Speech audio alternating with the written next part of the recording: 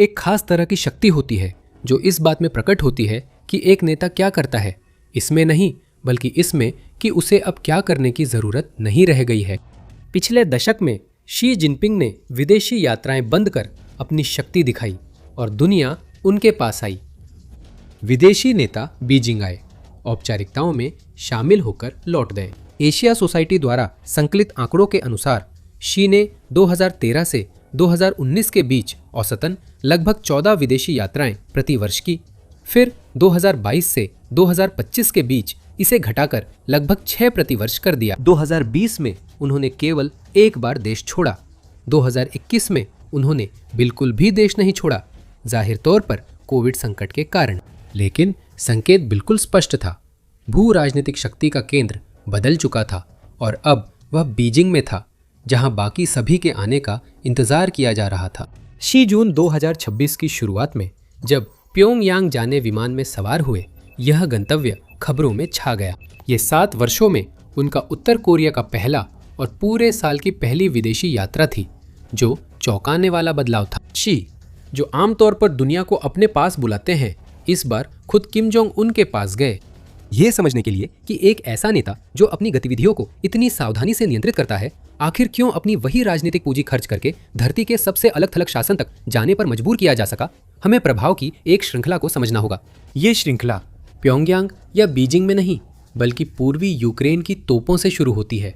आइए उस पिंजरे से शुरू करें जिसमें किम जोंग उन रहते थे। दशकों तक उत्तर कोरिया चीन का आदर्श कनिष्ठ साझेदार था और उसकी चाबी चीन के पास थी। प्योंगयांग की चीन पर व्यापार निर्भरता के अनुमान अलग है, पर सभी एक ही दिशा में इशारा करते हैं। National committee on north Korea ने 2022 के एक अनुमान में इसे 95% तक बताया था। 2026 में दिए गए एक अन्य आंकड़े में भी यह 90% से ऊपर ही रहा। सटीक आंकड़ा चाहे जो भी हो, इसका मतलब यही है कि उत्तर कोरिया पर प्रतिबंध लगे थे, वह अलग थलग था और आर्थिक रूप से एक ही साझेदार पर निर्भर था। गौर करने वाली बात यह है कि प्रतिबंधों के कारण उत्तर कोरिया को जो भी संभव हो घरेलू स्तर पर ही उत्पादन करना पड़ता है, जिससे व्यापार देश की अर्थव्यवस्था का बहुत ही छोटा हिस्सा बन गया है। लेकिन आप जितना बना सकते हैं उसकी भी एक सीमा है और उत्तर कोरिया के पास तेल के भंडार नहीं है। इसके बजाय जिन संसाधनों पर वह निर्भर था वे ज्यादातर चीन से आते थे। बीजिंग के पास उत्तर कोरिया पर दबाव डालने के 2 साधन थे। एक आर्थिक साधन था, सीधी सी बात कि वह ऊर्जा आयात और व्यापार के उस प्रवाह को सीमित कर सकता था जिस पर उत्तर कोरिया निर्भर था, जिससे देश की जरूरी वस्तुएं आयात करने और अपने उत्पाद विदेश भेजने की क्षमता सीमित हो जाती। दूसरा कूटनीतिक तरीका था परमाणु निरस्त्रीकरण का मुद्दा, जिसे चीन अपने बेलगाम पड़ोसी को संभालने और वॉशिंगटन को यह दिखाने के लिए कभी उछाल सकता था, कभी ठंडा कर सकता था कि उसके पास सौदेबाजी लायक प्रभाव है। किम के पास टिके रहने के लिए सिर्फ एक ही सहारा था और वह बीजिंग के हाथ में था। ये गौर करने लायक है कि तथाकथित गठबंधन हमेशा से इतना खोखला था। इसी कारण चीन प्योंगयांग को आदेश देकर अपनी लाइन में नहीं ला सकता। कागजों पर यह रिश्ता अटूट लगता है। 1961 की मैत्री सहयोग और पारस्परिक सहायता संधि, जिसकी 65वीं वर्षगांठ इस साल है, चीन की एकमात्र औपचारिक सैन्य गठबंधन संधि है जो वह अब भी किसी के साथ बनाए हुए है। और इसमें एक प्रावधान है जो दोनों पक्षों को बाध्य करता है कि अगर किसी एक पर हमला होता है तो दूसरा उसकी रक्षा के लिए आगे आएगा। लेकिन जमीनी हकीकत दस्तावेज से जो तस्वीर बनती है उसके मुकाबले कहीं ज्यादा ठंडी रही और लंबे आपसी अविश्वास से चिन्हित रही। इस रिश्ते में एक बुनियादी विरोधाभास है जिसे कोई संधि पूरी तरह छुपा नहीं सकती। बीजिंग हमेशा एक आज्ञाकारी, स्थिर और अपने नियंत्रण में रहने वाला उत्तर कोरिया चाहता है, न कि सीमा पर शक्तिशाली व अप्रत्याशित उत्तर कोरिया। प्योंगयांग हमेशा बिना शर्त समर्थन चाहता है और अपने आंतरिक मामलों व हथियार कार्यक्रम में चीनी दखल को एक तरह की नरम दखल अंदाजी मानता रहा है, जिसका वह विरोध करता रहा है। इंटरनेशनल क्राइसिस ग्रुप के अनुसार बीजिंग लंबे समय से उत्तर कोरिया की सैन्य ताकत बढ़ाने में मदद करने से हिचकता रहा है, क्योंकि सैन्य रूप से ज्यादा ताकतवर प्योंगयांग चीन के लिए संपत्ति नहीं बल्कि अस्थिरता का स्रोत है। ये दोनों दृष्टिकोण हमेशा टकराते रहे हैं। यूक्रेन में युद्ध किम जोंग उन के लिए इन दृष्टिकोणों की सीमाओं को परखने और यह देखने का मौका बन गया कि चीन उत्तर कोरिया को अपने पक्ष में रखने को कितनी अहमियत देता है। रूस ने सोचा था उसे युद्ध में कम संसाधनों की जरूरत होगी, लेकिन ज्यादा पड़ गए। जैसा आप जानते हैं, यूक्रेन पर हमला एक थकाऊ तोपखाने युद्ध में बदल गया, जिसमें गोले इतनी तेजी से खर्च होते हैं जितनी तेजी से युद्धकालीन अर्थव्यवस्था उन्हें बना सकती है, उससे भी तेजी से। मॉस्को ने खुद को कमी में पाकर हर संभव जगह से गोला बारूद जुटाना शुरू किया। आगे की घटनाएं ओपन सोर्स सबूतों से समझी जा सकती हैं। यूके आधारित ओपन सोर्स सेंटर ने रॉयटर्स के साथ उपग्रह चित्रों से खेपों का पता लगाया और रॉयल यूनाइटेड सर्विसेज इंस्टीट्यूट ने निष्कर्षों का सार पेश किया। लगभग अगस्त 2023 से लेकर 2025 के वसंत तक रूसी झंडे वाले जहाज़ों के एक छोटे बेड़े ने लगभग 64 यात्राएं की और उत्तर कोरिया के राजिन बंदरगाह से रूस के सुदूर पूर्व तक करीब 15,800 शिपिंग कंटेनर पहुंचाए। अनुमान है कि इन कंटेनरों में करीब 4.2 से 5.8 मिलियन तोप के गोले हो सकते हैं। 2026 की शुरुआत तक ये संख्या बढ़कर चौंकाने वाले 33,000 कंटेनर और अनुमानित 1.5 करोड़ 152 मिलीमीटर के गोले हो गई। पश्चिमी और यूक्रेनी अधिकारियों के अनुसार रूस ने 2024 में अपनी फैक्ट्रियों में 23 लाख से ज्यादा गोले घरेलू स्तर पर नहीं बनाए। जब हम इसे युद्ध की अवधि और संभावित उत्पादन पर लागू करते हैं तो उत्तर कोरिया रूस द्वारा चलाए जा रहे गोला बारूद का लगभग 40% तक आपूर्ति कर सकता था और रॉयटर्स द्वारा देखे गए दस्तावेजों के अनुसार कुछ रूसी तोपखाने की यूनिटें 50 से 100% तक उत्तर कोरियाई गोलों पर निर्भर थीं। यह उपलब्धि उत्तर कोरिया चीन संबंधों के लिए औद्योगिक दृष्टि से महत्वपूर्ण है, भले ही यूक्रेन युद्ध की पृष्ठभूमि में यह शोर जैसा लगे। उत्तर कोरिया का रक्षा क्षेत्र प्रतिबंधों से जर्जर था और बाहरी दुनिया उसे जंग खाए शीत युद्धकालीन अवशेष के रूप में खारिज कर चुकी थी। अचानक उसके पास एक ऐसा मेगा ग्राहक था जिसकी भूख लगभग अंतहीन थी। परिणाम यह हुआ कि यूक्रेन में युद्ध और उसके कारण गोला बारूद की आवश्यकता उत्तर कोरियाई सैन्य औद्योगिक आधार के लिए एक प्रोत्साहन कार्यक्रम बन गई। शेल लाइनों को पूरी क्षमता पर चलाने, पुराने संयंत्रों की मरम्मत करने, श्रमिकों को काम में बनाए रखने और सबसे अहम विदेशी मुद्रा का भंडार जुटाने की वजह। युद्ध एक वास्तविक युद्ध परीक्षण की प्रयोगशाला भी है। उत्तर कोरिया द्वारा पूर्व में भेजी गई हर प्रणाली और हर सैनिक जिसे वह मोर्चे पर तैनात करता है, सिद्धांत रूप में युद्ध क्षेत्र से ऐसी प्रतिक्रिया लेकर लौटता है जो शांति काल के किसी भी परीक्षण से नहीं मिल सकती। यह उत्पादन आंकड़े सीधे उत्तर कोरिया में नहीं मापे गए, बल्कि निर्यात मात्रा से अनुमानित हैं, क्योंकि उत्तर कोरिया अब भी एक रहस्यमय देश है। दिशा स्पष्ट है। युद्ध ने प्योंगयांग के हथियार उद्योग को वह दिया जो घरेलू नीति नहीं कर पाई। और अगर वास्तविक युद्ध परीक्षण की बात करें तो उसमें उत्तर कोरियाई सैनिकों का भी छोटा सा मामला है, क्योंकि वे भी उसी उन्नयन का हिस्सा हैं। उत्तर कोरिया ने युद्ध के दौरान अपने सैनिकों को मोर्चे पर भेजा। बाहरी अनुमानों के अनुसार युद्ध के दौरान लगभग 14,000 से 15,000 सैनिकों को तैनात किया गया। अनुमान है कि उत्तर कोरिया ने कम से कम 6,000 सैनिक खो दिए। तकनीक की सबसे ज्यादा मदद से लड़े जा रहे युद्धों में से एक में उत्तर कोरियाई सैनिकों की मौजूदगी का लगातार मजाक उड़ाया गया है। हालांकि ये कड़वी याद दिलाता है कि उनका इस्तेमाल अग्रिम मोर्चे पर खपाने लायक सैनिकों की तरह किया गया। फिर भी ये तैनातियां उत्तर कोरिया के लिए एक प्रशिक्षण श्रृंखला है और 21वीं सदी में सैन्य रणनीतियां कैसे काम करती है, इसका वास्तविक समय में अंदाजा पाने का तरीका भी है। याद रखिए, भले ही तकनीकी रूप से उत्तर कोरिया दक्षिण कोरिया के साथ एक जमे हुए संघर्ष में है, लेकिन उत्तर कोरिया की सेना 1950 के दशक के बाद से किसी युद्ध में नहीं रही है और उसके पास आधुनिक सेनाओं के साथ प्रशिक्षण का कोई वास्तविक तरीका नहीं था। इन सब के जरिए किम को कई मुद्राओं में भुगतान मिला। पहली नकद थी और सियोल के आंकड़े चौंकाने वाले हैं। दक्षिण कोरिया की सरकारी वित्त पोषित संस्था नेशनल सिक्योरिटी स्ट्रेटेजी इंस्टीट्यूट ने अनुमान लगाया है कि मॉस्को ने उत्तर कोरिया को सैनिकों और हथियारों के लिए करीब 14.4 अरब डॉलर दिए हो सकते हैं। उसी विश्लेषण से यह भी पता चलता है कि प्योंगयांग को इसमें से केवल 580 मिलियन से 1.5 अरब डॉलर तक की राशि ही वास्तविक सामान के रूप में मिली हो सकती है, जबकि बाकी राशि को संवेदनशील सैन्य तकनीक के समतुल्य व्यापार के रूप में देखा जा रहा है। विश्लेषकों के अनुसार मुआवजे में तकनीकी हस्तांतरण भी हो सकता है, जो पैसे से ज्यादा अहम हो सकता है। हस्तांतरण की सटीक जानकारी स्पष्ट नहीं है और जो बातें सामने आ रही हैं वे पुष्ट तथ्य नहीं बल्कि अटकलें हैं। पर्यवेक्षकों के अनुसार ये श्रेणियां समान हैं और इनमें सैटेलाइट और अंतरिक्ष प्रक्षेपण में सहायता तथा वायु रक्षा सहायता शामिल है। तीसरी चीज यह है कि उत्तर कोरिया चीन की पकड़ से तेल के कारण कैसे आजाद हो सकता है। युद्ध से पहले उत्तर कोरिया को तेल और पेट्रोलियम उत्पाद देने वाला चीन ही एकमात्र देश था जो फ्रेंडशिप पाइपलाइन के जरिए आपूर्ति करता था, ताकि उत्तर कोरिया अपनी एकमात्र तेल रिफाइनरी घरेलू जरूरतों के लिए चला सके। लेकिन आई स्टोरीज और OCCRP नामक आउटलेट्स द्वारा, जो एक बार फिर ओपन सोर्स सेंटर के साथ काम कर रहे थे, की गई एक संयुक्त जांच में यह पता चला 2024 में रूस ने गुप्त रूप से करीब 1.5 मिलियन बैरल पेट्रोलियम उत्पाद उत्तर कोरिया भेजे, जो संयुक्त राष्ट्र की तय वार्षिक सीमा से लगभग 3 गुना थे। ये आंकड़े रूस के तेल निर्यात और रिफाइनिंग क्षमता की तुलना में बहुत कम थे, लेकिन इसका मतलब था कि उत्तर कोरिया अपने आधिकारिक साझेदार पर निर्भर रहने के बजाय पेट्रोलियम आपूर्ति में एक अहम बढ़ावा कर सकता था। आखिरी चीज पुराने सिस्टम को पूरी तरह तोड़ती है और वो राजनीतिक होती है। रूस अब उस प्रतिबंध व्यवस्था से दूर हो गया है जिसे बनाए रखने में उसने कभी मदद की थी। संयुक्त राष्ट्र में उत्तर कोरिया का समर्थन कर रहा है और उसे परमाणु हथियार संपन्न साथी देश मान रहा है।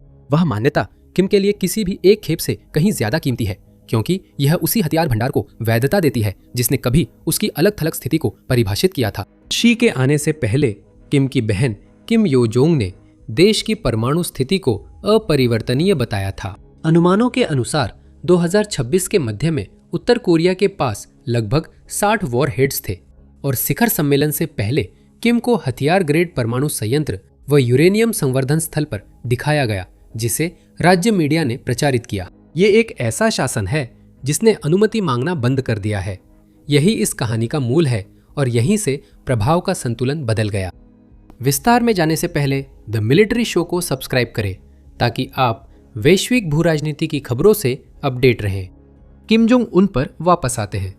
चीन की आर्थिक पकड़ प्योंगयांग पर इसलिए थी क्योंकि उसके पास विकल्प नहीं थे।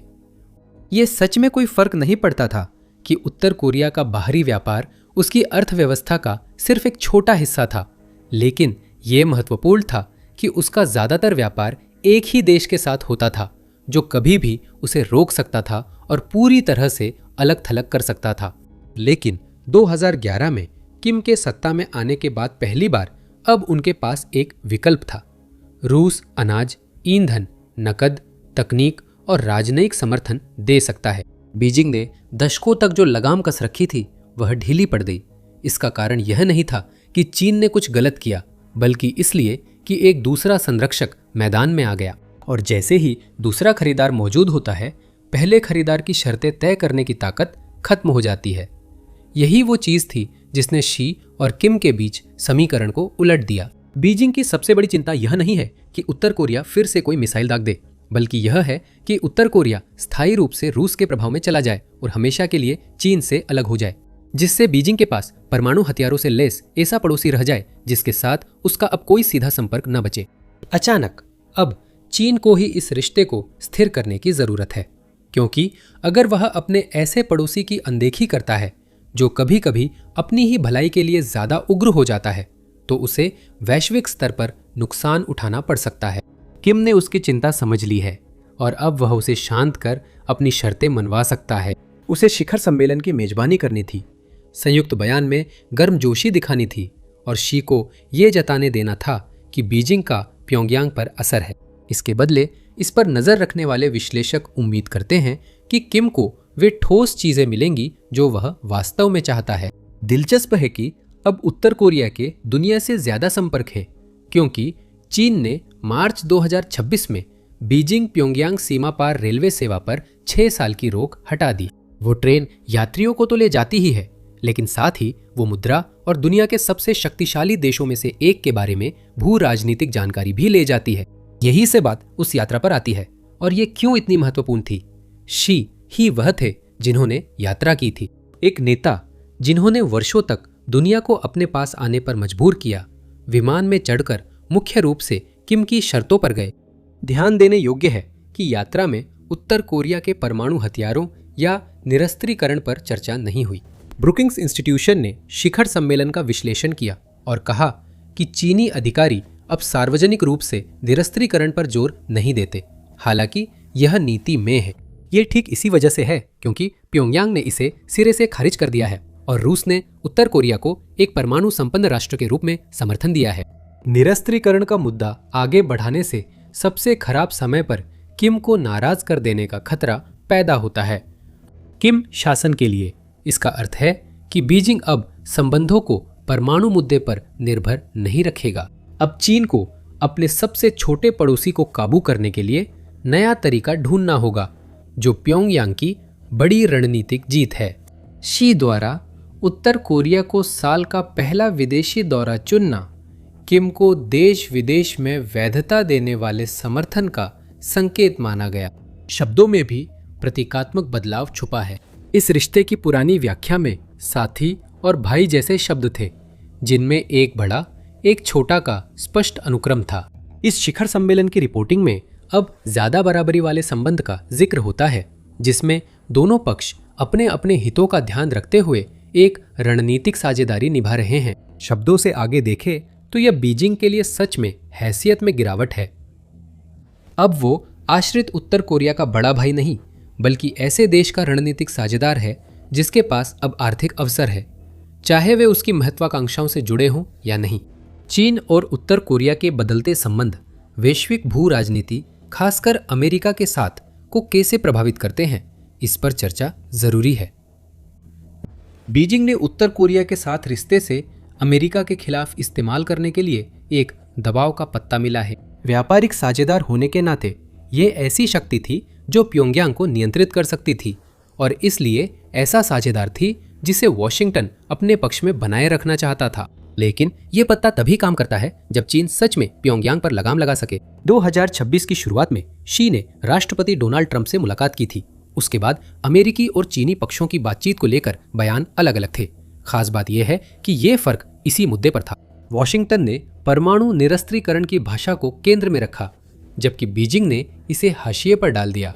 अगर शी उत्तर कोरिया से अमेरिकियों पर दबाव बनाना चाहते हैं पर उस पर नियंत्रण नहीं है, तो प्योंगयांग की यात्रा का मकसद सिर्फ संबंध सुधारना नहीं है, यह प्रभाव का प्रदर्शन है जो आंशिक रूप से वॉशिंगटन में बैठे लोगों के लिए किया गया है। समस्या यह है कि प्रभाव दिखाना और वास्तव में प्रभाव रखना अलग बातें हैं और किम यह बात सबसे बेहतर जानते हैं। किम ने इसे अपने हथियारों से साबित भी किया। मई के अंत में उत्तर कोरिया ने दौरे की घोषणा से पहले कम दूरी की बैलिस्टिक मिसाइलें दागी थी। ये लंबे समय से चली आ रही रणनीति का हिस्सा है। किसी बड़े मुलाकात से ठीक पहले समुद्र में कुछ दागने की आदत, जैसे कि ये जताने के लिए कि उत्तर कोरिया अपनी मर्जी से चलता है, चाहे मेहमान आए या ना आए। अगर चीन का उत्तर कोरिया पर ज्यादा नियंत्रण होता तो वह दौरा टाल सकता था या मिसाइल प्रदर्शन रुकवा सकता था। चूंकि चीन को कोरिया की मदद चाहिए थी, इसलिए मामला दबा दिया गया। तो शीर्षक सही है? क्या किम ने शी को मूर्ख बनाया? ईमानदार जवाब एक साधारण हाँ से ज्यादा दिलचस्प है। ऐसा कोई असली धोखा नहीं था जिसमें किम ने शी को झूठे वादे से बेवकूफ बनाया हो।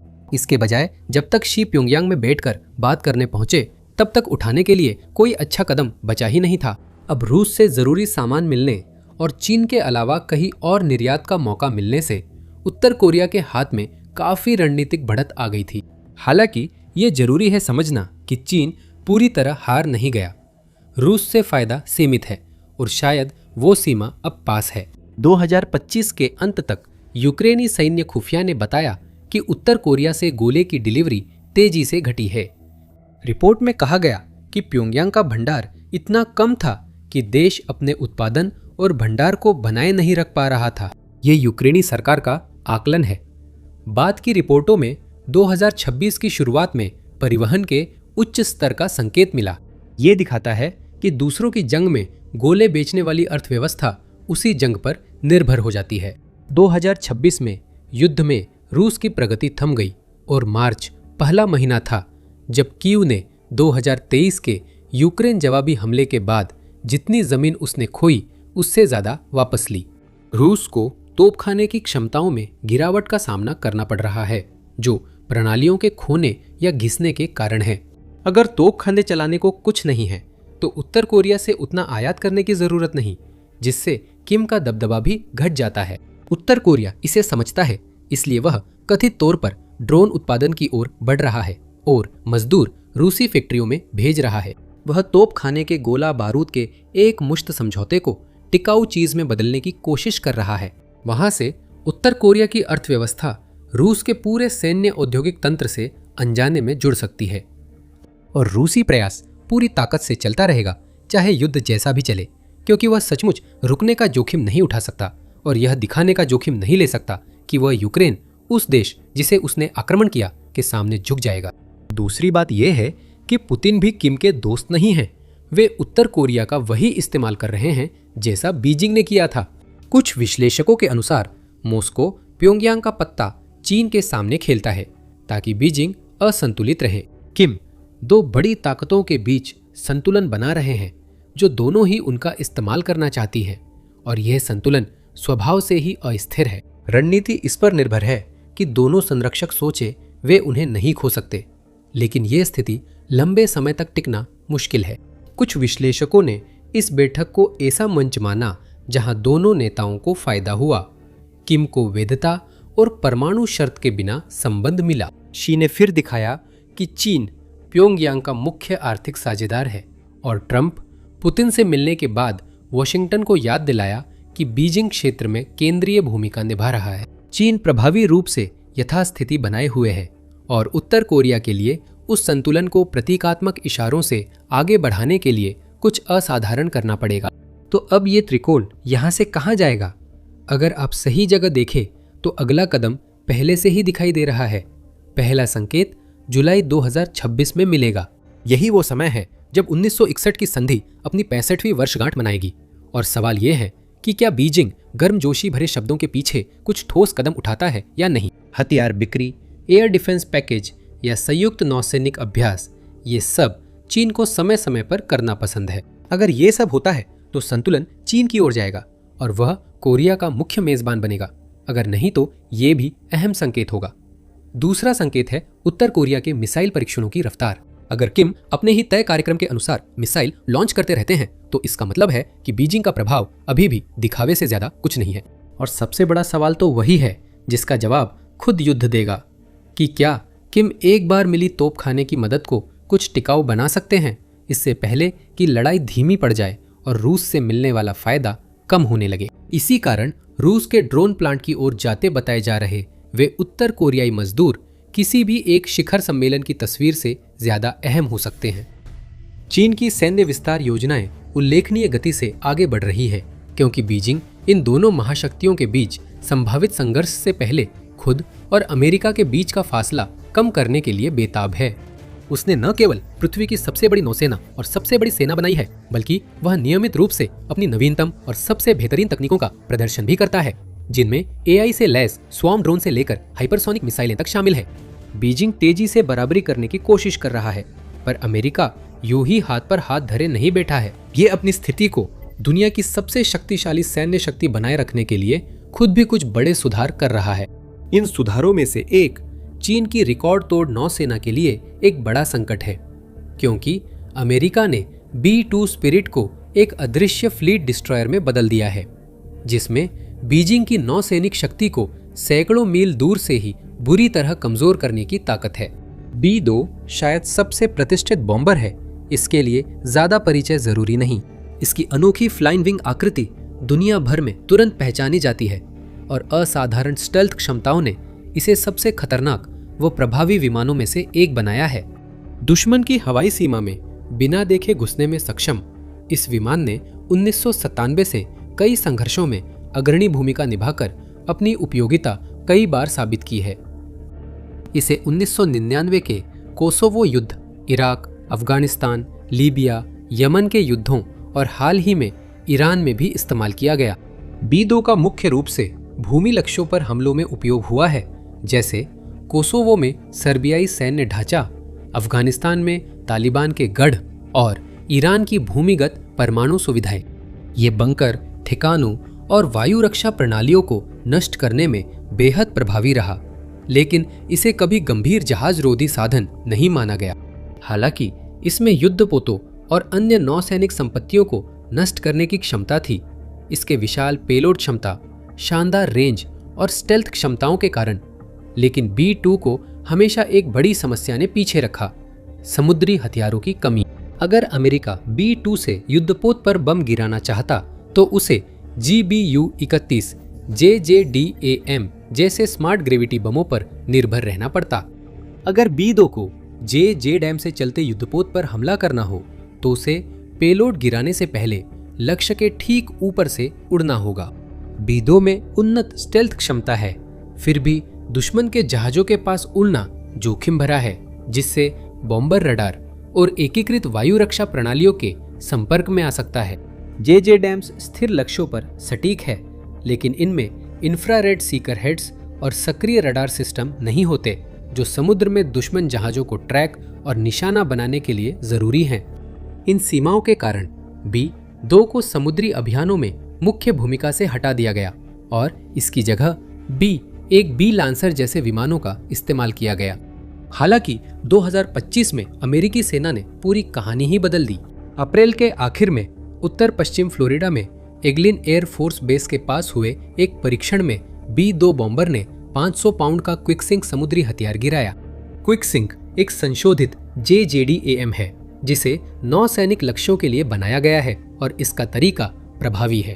पहले समुद्री गश्ती और टोही विमान जैसे P-8 पोसाइडन से लक्ष्य की पहचान होती है, जो फिर निर्देशांक स्ट्राइक विमान B-2 बॉम्बर को भेजता है। इसके बाद बॉम्बर लक्ष्य के पास जाकर ऊपर से पेलोड गिराता है। क्विकसिंक एक सामान्य JZM की तरह अपने GPS और इनर्शियल नेविगेशन सिस्टम पर निर्भर करता है, ताकि वो लक्ष्य की आखिरी स्थिति तक पहुंच सके। जैसे ही ये रेंज में आता है, बम की weapon open systems architecture WOSA का इमेजिंग इंफ्रारेड सीकर सक्रिय हो जाता है, जो इसे अपने लक्ष्य पर निशाना साधने में मदद करता है। ये आसपास के क्षेत्र को स्कैन करता है, उस जहाज को ढूंढता है जिसकी आयाम और थर्मल सिग्नेचर उसी के जैसी हो जिस पर यह निशाना साध रहा है। फिर जहाज के हिलने पर उसे ट्रैक करने के लिए रियल टाइम कोर्स करेक्शन देता है। क्विकसिंक सिर्फ लक्ष्य के किनारे टकराता या ऊपर से वार नहीं करता, इसके बजाय ये वास्तव में जहाज के पास पानी में नीचे डूब जाता है और एक डिलेक्शन फ्यूज का इस्तेमाल करके ठीक जहाज के ढांचे के पास विस्फोट करता है। इस विस्फोट से इतनी शक्तिशाली शॉकवेव बनती है कि जहाज का ढांचा पानी से ऊपर उठ जाता है और बेस में छेद हो जाता है। असल में ये जहाज की रीढ़ तोड़ देता है, जिससे आमतौर पर कुछ ही सेकंड में जहाज डूब जाता है। इसी वजह से इसे क्विकसिंक नाम दिया गया है। उस समय यह बड़ी खबर थी। अमेरिकी वायुसेना के chief of staff general David Allvin ने एक्स पर लिखा, हमने नया क्विकसिंक हथियार लॉन्च किया है, जो स्थिर या चल रहे सतही पोतों पर हमला करने की हमारी क्षमता को काफी बढ़ाता है। ये रक्षा विभाग के लिए गेम चेंजर है और राष्ट्रपति डोनाल्ड ट्रंप का शक्ति के माध्यम से शांति का यही मतलब है। इसने स्पष्ट रूप से पहले से मौजूद उस समस्या का समाधान कर दिया जिसमें B-2 समुद्र में चलती हुई लक्ष्यों पर भरोसेमंद तरीके से हमला नहीं कर सकता था, और यह बॉम्बर की क्षमताओं में एक महत्वपूर्ण उन्नयन था। कुछ विशेषज्ञों ने तब भी सवाल उठाया था कि क्विकसिंक चीनी नौसेना के खिलाफ उसकी विशालता और उन्नत वायु रक्षा के कारण कितना असरदार होगा। उदाहरण के लिए टॉम सुगर्ट, जो एक पूर्व अमेरिकी नौसेना पनडुब्बी युद्ध अधिकारी और centre for a new American society के वरिष्ठ फेलो है, उन्होंने ऑनलाइन लिखा कि अगर अमेरिकी सेना B-2 बॉम्बर को इतनी नजदीक चीनी युद्धपोतों के पास उड़ाने का जोखिम उठाएगी कि वह इस तरह का बम गिरा सके तो वे काफी हैरान होंगे। उन्होंने पूछा, क्या हमें 1000% यकीन है कि उनकी वायु रक्षा प्रणालियों को इसकी भनक भी नहीं लगेगी? कई सैन्य विशेषज्ञों ने भी यही सवाल उठाया, जो B-2 के शस्त्रागार के विस्तार को लेकर उत्साहित तो थे, लेकिन चीन के साथ संभावित संघर्ष में इसकी उपयोगिता को लेकर चिंतित भी थे। इस बात को ध्यान में रखते हुए कि प्रत्येक B-2 की कीमत लगभग $2 अरब है और सेवा में ऐसे केवल 19 बमवर्षक ही हैं, आज समझ आता है कि वायुसेना इतनी दुर्लभ और कीमती संपत्ति को बेवजह जोखिम में डालने से हिचकिचाएगी जब और भी समझदार विकल्प उपलब्ध है। संक्षेप में, क्विकसिंक को जोड़ना निस्संदेह सही दिशा में एक कदम था, लेकिन शायद यह इतना बड़ा कदम नहीं था कि इससे वास्तव में कोई बड़ा फर्क पड़ सके। सौभाग्य से अमेरिका यही नहीं रुका। पर्दे के पीछे सेना B-2 स्पिरिट की क्षमताएं बढ़ाने के लिए एक नया हथियार जोड़ने पर काम कर रही थी। एक ऐसा हथियार जो इस पहले से ही प्रसिद्ध विमान को परिचालन दक्षता के और भी ऊंचे स्तर पर ले जाएगा और इसे चीन की तेजी से बढ़ती नौसेना शक्ति के लिए एक आदर्श जवाब में बदल देगा। AGM-158C long range anti ship missile LRAASM एक air launched anti ship cruise missile है जिसे defence advance research projects agency DARPA ने 2010 के दशक में विकसित किया था। 2018 में ये अमेरिकी वायुसेना और नौसेना में शामिल हुई। इसकी अनुमानित लंबाई 14 फीट या 4.26 मीटर है। विंग स्पैन 8 फीट 10 इंच या 2.7 मीटर है और वजन 2760 पाउंड या 1250 किलोग्राम है। LRAASM आज मौजूद सबसे उन्नत एंटीशिप गोला बारूदों में से एक है। ये Williams F-107, WR F-107, WR 105 turbofan engine से चलता है जो इसे लगभग मैक 0.9690 मील प्रति घंटा या 1111 किलोमीटर प्रति घंटा की उच्च सबसोनिक गति तक पहुंचने की अनुमति देता है और इसकी ऑपरेशनल रेंज 500 नॉटिकल मील या 926 किलोमीटर तक है। GPS और इनर्शियल नेविगेशन सिस्टम्स, इंफ्रारेड और इलेक्ट्रो ऑप्टिकल सेंसरों के साथ और AI गाइडेंस टेक्नोलॉजी के कारण LRAASM बेहद सटीक है जो हर बार अपने लक्ष्य से 10 फीट या 3 मीटर के भीतर मार करने में सक्षम है। और क्योंकि इसमें 1000 पाउंड यानी 453 किलोग्राम का WDU-42B HE blast fragmentation warhead लगा है, इसमें इतनी ताकत है कि ये सबसे बड़े आधुनिक युद्धपोतों जिनमें क्रूजर और डिस्ट्रॉयर भी शामिल हैं को भी तबाह कर सकता है। इन सब के अलावा LRAASM में वही स्टेल्थ टेक्नोलॉजी भी शामिल है जैसी B-2 जैसे एयरक्राफ्ट में देखी जाती है। इसका low observable airframe radar cross section कम करता है जिससे ये शत्रुतापूर्ण हवाई क्षेत्र से गुजरते समय इसका पता लगाना मुश्किल हो जाता है। ये पैसिव इलेक्ट्रॉनिक सपोर्ट प्रणालियों और रेडियो फ्रीक्वेंसी सेंसर का भी उपयोग करता है ताकि पास आते समय आसानी से पकड़े जा सकने वाले सिग्नल छोड़े बिना अपने लक्ष्यों का पता लगा सके। इन्हीं खूबियों के कारण LRAASM दुनिया की सबसे ताकतवर नौसेनाओं के लिए बड़ा खतरा है, लेकिन अपने अस्तित्व के शुरुआती कुछ सालों तक इसे सिर्फ कुछ ही प्लेटफॉर्म से लॉन्च किया जा सकता था, जिनमें B एक lancer FA-18, EF super hornet और F-35 लाइटनिंग 2 शामिल थे। जून 2026 में B-2 स्पिरिट आधिकारिक तौर पर सूची में जोड़ा गया। इससे पहले कि हम जानें कि ऐसा कैसे हुआ और इसका क्या मतलब है, द मिलिट्री शो आपको सिर्फ सुर्खियां नहीं बल्कि पूरी तस्वीर देता है। आगे बने रहने के लिए सब्सक्राइब करें। 29 जून 2026 को US air force global strike command ने रिपोर्ट दी कि पैसिफिक एयर फोर्सेज ने B-2 स्पिरिट और लंबी दूरी की एंटी शिप मिसाइल से लाइव फायर सिंकिंग एक्सरसाइज की। यह अभ्यास मारियाना द्वीप समूह के ठीक उत्तर में हुआ, जो अमेरिकी द्वीप क्षेत्र गुआम से ज्यादा दूर नहीं है, जो पश्चिमी प्रशांत में अमेरिका का एक सबसे महत्वपूर्ण रणनीतिक केंद्र है। यह वेलिएंट शील्ड 26 अभ्यास वेलिएंट शील्ड युद्धाभ्यासों का नवीनतम संस्करण है, जो 2006 से प्रशांत महासागर में होने वाले सबसे बड़े अमेरिकी सैन्य अभ्यासों में शामिल है। रिपोर्टों के अनुसार इस अभ्यास में B-2 ने USS जुनाव पर एक LRAASM दागा। USS जुनाव एक ऑस्टिन क्लास उभयचर परिवहन डॉक है जिसे 1965 में निर्माण शुरू किया गया और 1966 में लॉन्च किया गया था। माइटी जे के नाम से मशहूर जुनाव ने वियतनाम युद्ध में कई बार तैनाती की थी और इराक युद्ध के ऑपरेशन डेजर्ट शील्ड व डेजर्ट स्टॉर्म में भी शामिल था। दशकों की सेवा के बाद इस उभयचर परिवहन डॉक को 2008 में सेवा मुक्त किया गया और 2026 में वैलिएंट शील्ड में डुबोने के लिए लक्ष्य जहाज चुना गया। नौसेना के P-8A पोसाइडन से दागी हार्पून मिसाइल, जापानी पनडुब्बी के टॉर्पीडो और B-2 के LRAASM के हमले से वह प्रशांत महासागर की गहराइयों में डूब गया और फिर कभी नहीं दिखा। ये B-2 के लिए एक बहुत बड़ी छलांग थी और अमेरिकी दृष्टिकोण से ये देखना बेहद उत्साहजनक है कि यह परीक्षण सफल रहा। ये न केवल ये साबित करता है कि B2 को LRAASM से लेस किया जा सकता है, बल्कि उस पर भरोसा भी किया जा सकता है कि वह नौसैनिक लक्ष्यों को निष्क्रिय और नष्ट करने के लिए इनका प्रभावी ढंग से उपयोग कर सकता है। ये और जरूरी हो जाता है जब अमेरिका को चीन से संभावित टकराव के लिए तैयार होना हो। General Kevin B Schneider, Pacific Air Forces के कमांडर, के अनुसार B2 का प्रभावशाली प्रदर्शन उभरती सुरक्षा चुनौतियों के सामने अनुकूलनशीलता और लचीलेपन के प्रति अमेरिकी सेना की प्रतिबद्धता को रेखांकित करता है। समुद्री लक्ष्यों पर जवाबी प्रहार अभियानों को प्राथमिकता देकर हम अपने विरोधियों पर निर्णायक बढ़त बनाए रख सकते हैं, अपने राष्ट्रीय हितों की रक्षा कर सकते हैं और उस स्वतंत्र और खुले प्रशांत क्षेत्र को सुनिश्चित कर सकते हैं जो हमारी वैश्विक सुरक्षा की नींव है। यह क्विक सिंक की तुलना में कई महत्वपूर्ण कारणों से कहीं बड़ा अपग्रेड है। शायद इनमें सबसे महत्वपूर्ण कारण है इसकी रेंज। क्विक सिंक और अन्य बमों की समस्या है कि इन्हें लक्ष्य के काफी पास गिराना होता है। यहाँ तक कि B2 जैसे स्टील्थ विमान के साथ भी जितना आप दुश्मन के करीब जाते हैं उतना ही खतरा बढ़ जाता है कि वे आपको पहचान ले और आप पर हमला कर दे। LRAASM इस खतरे को पूरी तरह से खत्म कर देता है। चूंकि इसकी ऑपरेशनल रेंज 500 नॉटिकल मील तक है, इसे सुरक्षित दूरी से लॉन्च किया जा सकता है।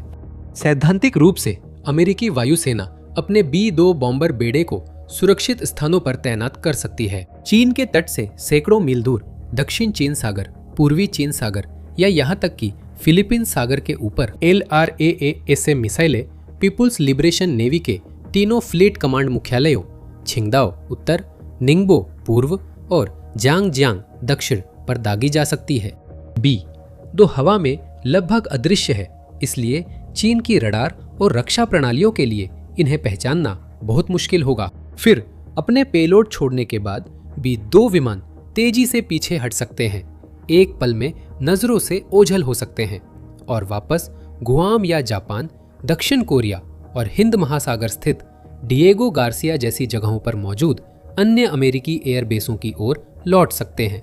बेशक इतनी दूर से मिसाइल दागने की समस्या ये है कि इससे दुश्मन को प्रतिक्रिया देने के लिए ज्यादा समय और मौके मिल जाते हैं ताकि वे अपने रडार और वायु रक्षा प्रणालियों का इस्तेमाल करके हथियार को उसके लक्ष्य तक पहुंचने से पहले ही पहचान और निष्क्रिय कर सके। सौभाग्य से LRAASM उस चुनौती से निपटने में सक्षम है। इसकी स्टेल्थ प्रोफाइल इसे घनी एंटी एक्सेस और एरियल डिनायल नेटवर्क्स पार करने का बेहतर मौका देती है। इसकी स्वायत्त क्षमताएं और पैसिव सेंसर तकनीक जैसे जैसे यह अपने लक्ष्यों के करीब पहुंचता है, इसे पहचानना और मुश्किल हो जाता है। अक्सर ये मिसाइलें टर्मिनल फेज तक कोई बड़ा सिग्नल नहीं छोड़ती और तब तक दुश्मन के लिए कुछ करना बहुत देर हो जाती है। बीजिंग के पास विश्व की उन्नत वायु रक्षा प्रणालियां हैं, हालांकि उनकी विश्वसनीयता पर पहले भी सवाल उठे हैं। फिर भी वे कुछ मिसाइलों को PLA युद्धपोतों से टकराने से पहले पहचान कर नष्ट कर सकते हैं।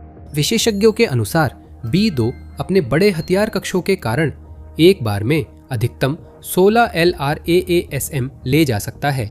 एक बॉम्बर एक साथ 16 युद्धपोतों को खतरे में डाल सकता है। एक बार में दागी गई मिसाइलें पूरे PLA सतही युद्धक समूह को खत्म कर सकती है। कई मिसाइलें उच्च मूल्य वाले लक्ष्यों जैसे टाइप 055 क्लास डिस्ट्रॉयर्स पर दागी जा सकती है, जिन्हें दुनिया के सबसे बेहतरीन विध्वंसकों में गिना जाता है, जिसमें 112 वर्टिकल लॉन्च सेल्स हैं, या बीजिंग के एयरक्राफ्ट कैरियर बेड़े के किसी एक पर। फिर भी भले ही उन मिसाइलों में से कुछ को रास्ते में ही रोक लिया जाए, लेकिन बाकी के मिसाइलों के पार निकल जाने की संभावना बेहद ज्यादा है। उनके उन्नत सेंसर और AI गाइडेंस सिस्टम की वजह से, जो हवा में ही रास्ता बदलने और बचाव की चालें चलने की अनुमति देते हैं, यह संभव हो पाता है। जब इन्हें समूह में लॉन्च किया जाता है तो LRAASM एक दूसरे से प्रभावी ढंग से संवाद भी कर सकते हैं और एक सुरक्षित डेटा लिंक के जरिए जानकारी साझा कर सकते हैं। उड़ान मार्ग सुधारने और दुश्मन की रक्षा प्रणाली से बचने के लिए वे अपने अंतिम चरण में समुद्र की सतह के बहुत करीब उड़ने वाली उड़ान प्रोफाइल का पालन भी करते हैं, जिससे उन्हें पहचानना और नष्ट करना और भी मुश्किल हो जाता है। इंफ्रारेड इमेजिंग के कारण वे दुश्मन जहाजों के सबसे कमजोर हिस्सों पर हमला कर सकते हैं, जिससे हर प्रहार से जहाज डूबने की संभावना बढ़ जाती है।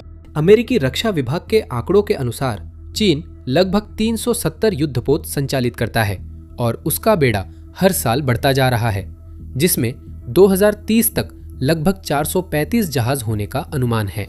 अगर वह बेड़ा अमेरिकी B-2 बॉम्बर से टकराता है, जो लंबी दूरी की एंटी शिप मिसाइलों की पूरी खेप से लैस हैं, तो उसकी संख्या जल्दी घट सकती है। और अमेरिका पहले ही यह सुनिश्चित करने के लिए कदम उठा रहा है कि उसके पास इन मिसाइलों की इतनी अधिक संख्या हो कि वह सिर्फ बीजिंग के बेड़े के एक हिस्से को ही नहीं, बल्कि उसकी पूरी नौसेना को खतरे में डाल सके। अप्रैल 2026 में खबर आई कि नौसेना रास्म उत्पादन पर लगभग $1 अरब खर्च करने वाली है। यह किसी एक बार का मामला नहीं था, बल्कि एक बड़े रुझान का हिस्सा था। नौसेना ने 2026 के बजट में लगभग $1 अरब में 200 LRASM खरीदने का प्रस्ताव रखा, जो 2024 में खरीदी गई 91 मिसाइलों से काफी अधिक है। और अधिक सटीक रूप से कहे तो कांग्रेस को प्रस्तुत किए गए वित्त वर्ष 2027 के बजट अनुरोध में इन मिसाइलों में से 177 के लिए लगभग $907 मिलियन की राशि शामिल थी। ये लगातार 3 साल है जब दुनिया की सबसे सक्षम एंटी शिप मिसाइलों को बड़ी मात्रा में खरीदा गया है। यह बीजिंग और दुनिया भर में अमेरिका के अन्य दुश्मनों को एक स्पष्ट और जोरदार संदेश भेजता है। इससे फर्क नहीं पड़ता कि आप कितने युद्धपोत बनाते हैं, आपकी नौसेनाएं कितनी बड़ी हो जाती है, आप समुद्री लहरों के पार कितनी ताकत दिखाने की कोशिश करते हैं, अमेरिकी सेना के पास हमेशा बढ़त रहेगी। उसके पास हमेशा वो हथियार होंगे जिनकी जरूरत है आपके जहाजों को समुद्र की गहराइयों में भेजने के लिए, और आप इसे रोकने के लिए कुछ नहीं कर सकते। चाहे आप और बड़े और बेहतर रक्षा तंत्र में निवेश करें, ये मिसाइलें इतनी स्मार्ट है कि उन्हें चकमा दे सकती है। चाहे आप अपनी रक्षा को कई परतों में मजबूत कर ले, अमेरिका के पास इतनी मिसाइलें हैं कि वो उन रक्षा परतों पर भी भारी पड़ सकती हैं। चाहे आप लॉन्च प्लेटफॉर्म को निशाना बनाकर मिसाइलों के दागे जाने से पहले ही उन्हें रोकने की कोशिश करें, अमेरिका अब उन्हें दुनिया के सबसे बेहतरीन स्टेल्थ बॉम्बर्स में से एक से लॉन्च कर सकता है, जिसे पकड़ना लगभग नामुमकिन है, भले ही वो आपके अपने हवाई क्षेत्र में ही क्यों न हो। संक्षेप में कहे तो अमेरिकी सेना ने हर चीज के बारे में सोचा है, उसने हर पहलू को कवर किया है और हर संभावना का जवाब तैयार किया है। दुनिया की बेहतरीन मिसाइल और लॉन्च प्लेटफॉर्म को मिलाकर उसने बेड़ों का अंतिम संहारक बनाया है। सबसे हैरानी की बात यह है कि ये इसे और ऊंचे स्तर तक ले जा सकता है। संभावना है कि BB-2 के उत्तराधिकारी BB-21 रेडर में भी वही लंबी दूरी की एंटी शिप मिसाइलें दागने की क्षमता होगी, जिससे एयरफोर्स के पास बेहतर स्टेल्थ तकनीक वाले और लॉन्च प्लेटफॉर्म होंगे। कई सालों से चीन के नौसैनिक विस्तार को लेकर डर बढ़ता जा रहा था, और ये तथ्य भी कि अमेरिका बीजिंग की जहाज निर्माण की जबरदस्त रफ्तार का साथ नहीं दे पा रहा था।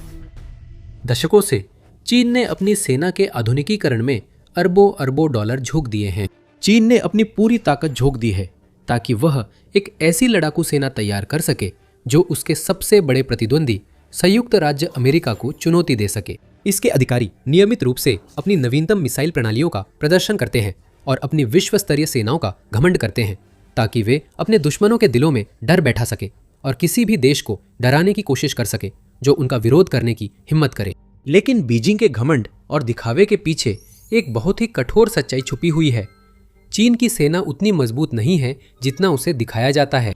अमेरिका ने बिना गोली चलाए बार बार चीन की सैन्य रणनीतियों को ध्वस्त कर उसका आत्मविश्वास कमजोर किया, जिससे बीजिंग को अपनी रणनीति बदलनी पड़ी। यह 1990 और 2000 के दशक में भी हुआ, ये फिर हो रहा है अभी इसी वक्त। यही तर्क एक कठोर रिपोर्ट में दिया गया है जिसे माइल्स यू हडसन इंस्टीट्यूट में वरिष्ठ फेलो और चाइना सेंटर के निदेशक ने लिखा है।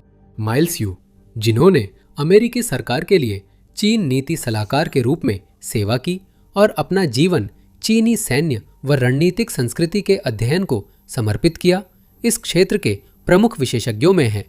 उनके बोलने पर लोग ध्यान देते हैं और मार्च 2026 में उन्होंने निष्कर्ष निकाला कि चीनी सैन्य निर्णय प्रतिक्रियाशील होते हैं, न कि पहल करने वाले।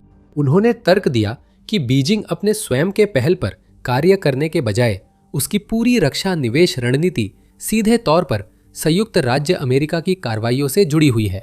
हर बार जब अमेरिका सैन्य श्रेष्ठता का प्रदर्शन करता है तो बीजिंग को उसके बाद घबराहट, आंतरिक सफाई और पूर्ण अस्थिरता का सामना करना पड़ता है, जब उसे एहसास होता है कि वह वास्तव में कितना पीछे है। जैसा कि यू ने कहा, पर्शियन गल्फ युद्ध से लेकर ईरान और वेनेजुएला से जुड़े हालिया टकरावों तक। अमेरिकी युद्ध क्षेत्र में प्रभुत्व ने चीन की सैन्य औद्योगिक कमजोरियां उजागर की है, जिससे जल्दबाजी में आधुनिकीकरण, आंतरिक संकट और राजनीतिक सफाई के चक्र शुरू हो जाते हैं। दूसरे शब्दों में, अमेरिका को यह साबित करने के लिए चीन पर सीधे हमला करने की भी जरूरत नहीं है कि वह कितना अधिक शक्तिशाली है। ये बस अपने काम में लगा रहता है, लैटिन अमेरिका और मध्य पूर्व में अभियान चलाता है, तेजी से लक्ष्य हासिल करता है और अपनी सैन्य नवाचारों को युद्ध में आजमाकर उनकी उपयोगिता साबित करता है। इस बीच चीन इन घटनाओं को देखता है और देखता है कि कैसे अमेरिका की सैन्य शक्ति हर दुश्मन पर भारी पड़ती है। वह देखता है कि अमेरिकी सेनाएं इतनी दक्षता से काम करती हैं कि ईरान में 2026 के युद्ध जैसे सबसे शत्रुतापूर्ण इलाकों में भी आक्रामक अभियान चलाते हुए मामूली नुकसान झेलती है। और जब बीजिंग ये सब देखता है तो वो डर जाता है। यू इस पैटर्न के कई उल्लेखनीय उदाहरणों का हवाला देते हैं। पहला उदाहरण है 1991 का गल्फ वॉर। चीन ने उस संघर्ष में खास भूमिका नहीं निभाई। युद्ध के बाद पता चला कि उसने इराक को फिर से हथियार देने की कोशिश कर संयुक्त राष्ट्र प्रस्तावों का उल्लंघन किया। लेकिन युद्ध के दौरान चीन ने कुवैत पर इराक के आक्रमण की कड़ी निंदा की और गठबंधन सेनाओं का समर्थन दिखाया, जिसमें अमेरिका, यूनाइटेड किंगडम, फ्रांस और कई अन्य पश्चिमी देशों के साथ साथ दुनिया के विभिन्न हिस्सों के देश भी शामिल थे।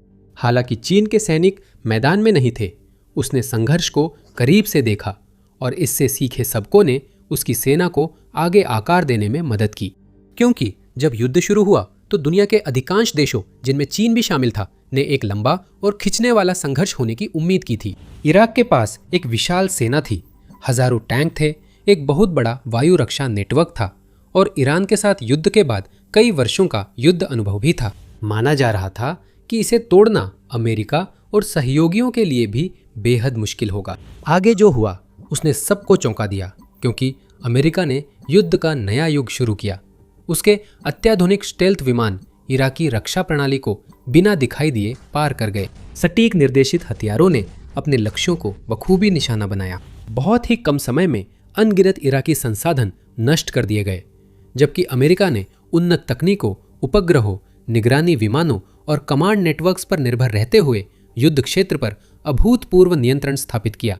कुछ ही हफ्तों में दुनिया की सबसे मजबूत सेनाओं में से एक निष्क्रिय हो गई।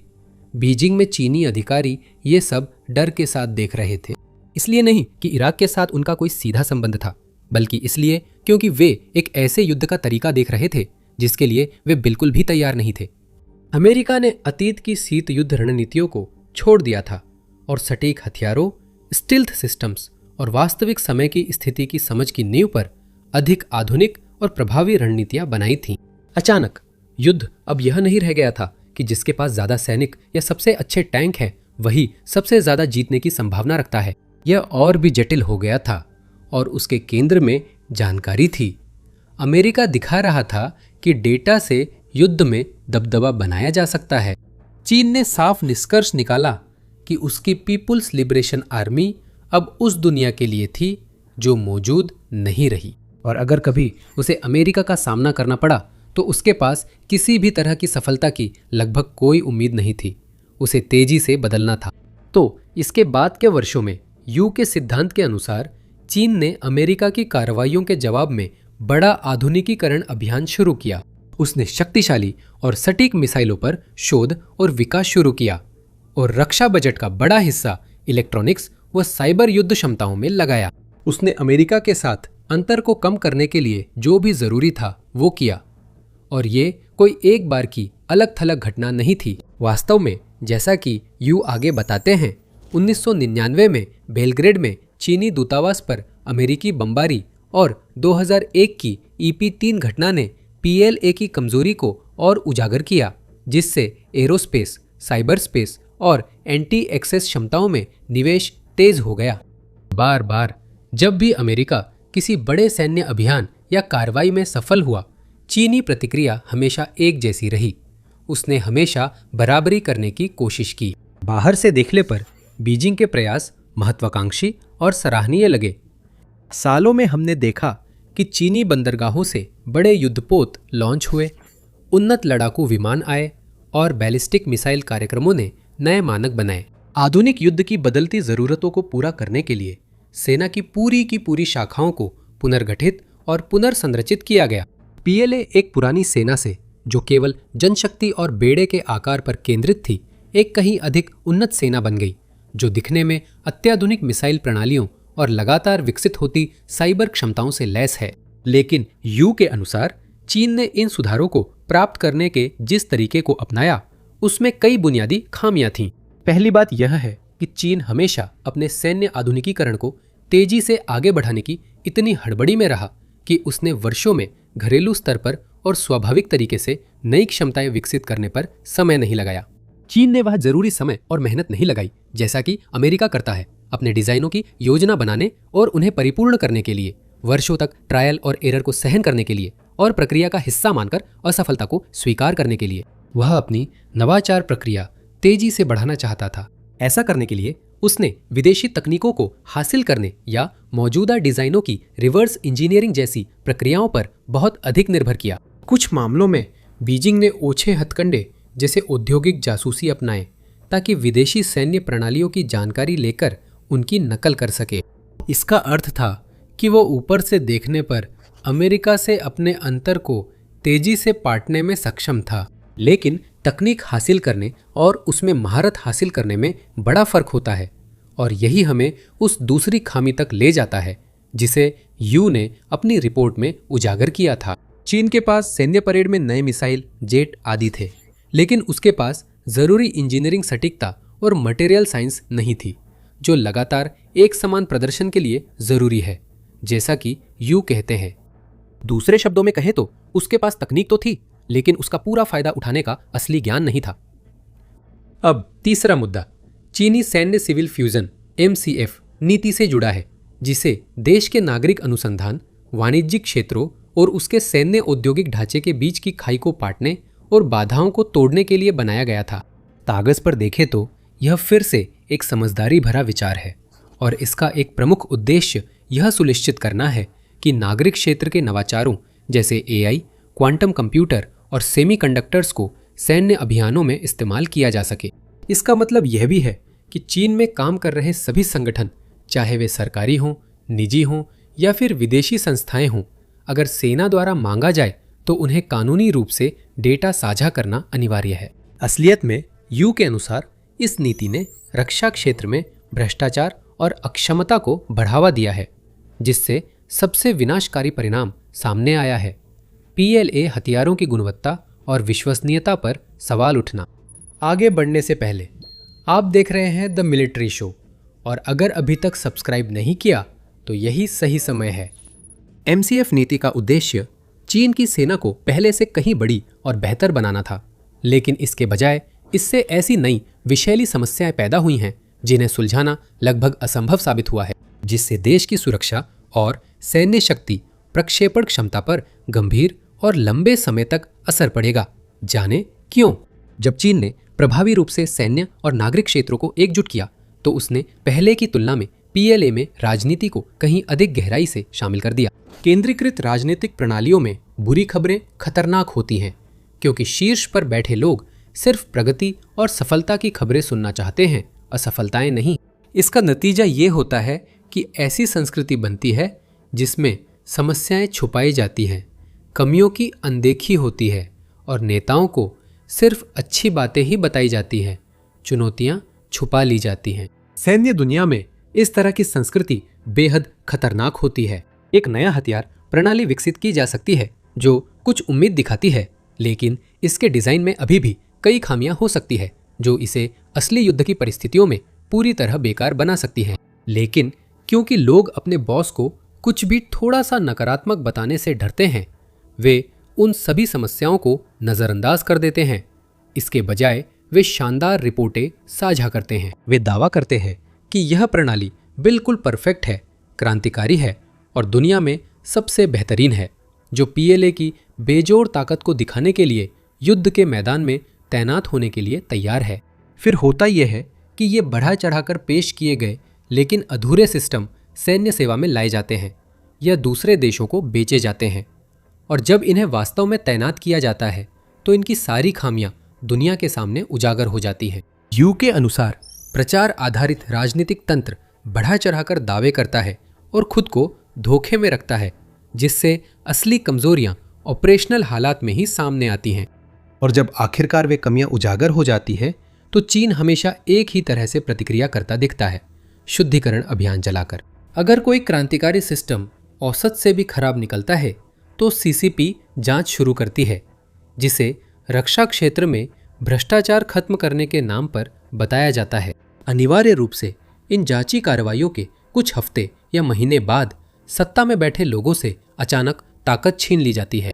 सैन्य अधिकारियों को इस्तीफा देने के लिए मजबूर किया जाता है या उन्हें जबरन उनके पदों से हटा दिया जाता है। रक्षा क्षेत्र के अधिकारी रातों रात सार्वजनिक नजरों से गायब हो जाते हैं, और जो जांच सीसीपी और पीएलए के भीतर की प्रणालीगत समस्याओं की गंभीर जांच हो सकती थी, वह सरकार के नए बलि का बकरा ढूंढने की एक दिखावटी कार्रवाई बनकर रह जाती है।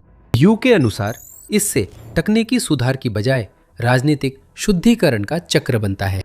समस्या के मूल कारण को दूर करने के बजाय सीसीपी बस कुछ लोगों को निकाल देती है और फिर से सब कुछ वैसे ही करने लगती है, जब तक कि अगली बड़ी विफलता नहीं आ जाती और वे फिर से वही सब दोहराते हैं। यह न केवल एक हास्यास्पद चक्र है, बल्कि एक विनाशकारी भी है। हर बार जब सीसीपी अपनी सफाई करती है तो भले ही वो यहाँ वहाँ कुछ भ्रष्ट अधिकारियों को हटा दे, लेकिन साथ ही वो उन लोगों को भी निकाल देती है जिनके पास वर्षों या दशकों का अनुभव और विशेषज्ञता होती है। ऐसा करने से ये अपनी सीखने और सुधारने की क्षमता कमजोर कर देता है। ये चक्र जितना चलता है, हालात उतने ही खराब होते हैं। यू लिखते हैं कि नवाचार सुरक्षित नहीं बल्कि और जोखिम भरा हो जाता है। सच गलती से भी ज्यादा खतरनाक हो जाता है। इसी वजह से अमेरिका को पीएलए पर दबाव बनाने के लिए एक भी गोली चलाने की जरूरत नहीं है। उसे अपनी सैन्य ताकत दिखाने के लिए बीजिंग से सीधे टकराव की कोई जरूरत नहीं है। उसे बस हर मौके पर अपनी श्रेष्ठता दिखाते रहना है, ये जानते हुए कि चीन की व्यवस्था घबराहट में खुद ही बर्बाद हो जाएगी। 2026 में अमेरिका ने कई बार अपनी श्रेष्ठता दिखाई और हमने चीन के आत्मविनाशकारी चक्र को ठीक उम्मीद के मुताबिक सामने आते देखा। उदाहरण के लिए जनवरी में अमेरिका ने ऑपरेशन एब्सोल्यूट रिजॉल्व चलाया। सिर्फ एक रात में 3 घंटे से भी कम समय में अमेरिकी सेनाओं ने उत्तरी वेनेजुएला के बुनियादी ढांचे पर बमबारी की, एयर डिफेंस सिस्टम नष्ट किया और राष्ट्रपति निकोलस मादुरो को कराकास के किलेबंद परिसर से पकड़ लिया। इस उपलब्धि की खास बात यह रही कि इस पूरी प्रक्रिया में एक भी अमेरिकी की जान नहीं गई। फिर फरवरी में इजराइल के साथ मिलकर अमेरिका ने ईरान के खिलाफ युद्ध शुरू किया। इसने दुनिया के सबसे तेज और प्रभावशाली बमबारी अभियानों में से एक को अंजाम दिया, जिसमें देश के नेतृत्व समूह और पूर्व सर्वोच्च नेता सहित कई लोग मारे गए। साथ ही air defence system, missile base और अन्य अहम ठिकाने नष्ट हुए। उसने होर्मुज जलडमरू मध्य की नौसैनिक नाकाबंदी की, ईरान की सैन्य ताकत का बड़ा हिस्सा नष्ट किया और कई हमलों को नाकाम किया, जबकि खुद को बहुत कम नुकसान हुआ। इन दोनों संघर्षों में अमेरिका के विरोधी वेनेजुएला और ईरान चीन से मिली संपत्तियों जैसे मिसाइल प्लेटफॉर्म, रडार और एयर डिफेंस नेटवर्क पर निर्भर थे। यू के अनुसार ये संपत्तियां अमेरिकी स्टील्थ और इलेक्ट्रॉनिक युद्ध क्षमताओं के सामने बार बार असफल रहीं। ये वही सिस्टम हैं जिन्हें चीन में इस तरह प्रचारित किया गया कि वे नवीनतम और सबसे गंभीर खतरों से निपट सकते हैं, चाहे कितना भी दबाव हो। फिर भी वे पहली बाधा पर ही गिर गए। मुख्य एचक्यू नोबी एयर डिफेंस सिस्टम, जिसे कथित तौर पर ईरान में इस्तेमाल किया गया था, अमेरिकी या इजरायली विमानों को रोकने में नाकाम रहा। चीन के YLC-8B रडार भी अपेक्षाकृत बेकार साबित हुए और जल्दी ही नक्शे से मिटा दिए गए। यहाँ तक कि ईरान द्वारा चीन निर्मित सुपरसोनिक CM-302 जहाजरोधी मिसाइलें तैनात करने पर भी वे लक्ष्य भेदने में विफल रहे। इन असफलताओं को देखकर सीसीपी को यह समीक्षा करनी चाहिए थी कि इन हथियार प्रणालियों को इतना उच्च दर्जा क्यों दिया गया जब वे अपेक्षाओं पर खरी नहीं उतरी। इसके बजाय उसने वही किया जो वह हमेशा करता आया है, एक और सफाया। जैसा कि यू बताते हैं, बड़ी संख्या में वरिष्ठ पीएलए कमांडरों को मानो उनका अस्तित्व ही मिटा दिया गया है और वे सार्वजनिक दृष्टि से गायब हो गए हैं, जिसमें कमान के सबसे उच्च स्तर के लोग भी शामिल हैं। कई अनुभवी सैन्य जनरल बस सार्वजनिक कार्यक्रमों और राजनीतिक सभाओं से गायब हो गए हैं और देश के केंद्रीय सैन्य आयोग के अनुमानित 2/3 सदस्य, जो चीन की सबसे उच्च सैन्य कमान प्राधिकरण है, को साल की शुरुआत से उनके पदों से हटा दिया गया है। वैज्ञानिकों और उद्योगों पर भी इस सफाई अभियान का असर पड़ा है। उदाहरण के लिए हु योंगमिंग, जो नौसेना विमानन और विमान वाहक पोत विकास में प्रमुख वैज्ञानिक है, और यांग वेई, जो चीन के शीर्ष लड़ाकू विमान डिजाइनरों में शामिल है। अन्य प्रमुख हटाए गए व्यक्तियों में रक्षा मिसाइल शोधकर्ता हुआ वेई यिन और रडार और स्टेल्थ रोधी विशेषज्ञ वू मैनचिंग शामिल हैं। कुछ अधिकारियों पर सख्त कार्रवाई हुई है, जैसे aviation industry corporation of China के चेयरमैन तान रुई सॉम को भ्रष्टाचार के आरोप में मौत की सजा निलंबित मिली है। कुछ अन्य प्रमुख लोग रहस्यमय हालात में उनकी मौत हो गई, जैसे फांग दाई दैनिंग और यांग होंग, जो हाइपरसोनिक हथियारों के अनुभवी शोधकर्ता थे। ये सब अमेरिका की सैन्य सफलताओं का सीधा परिणाम है, जिसका, जैसा कि यू बताते हैं, चीन के हथियार विकास पर दोहरा प्रभाव पड़ा है।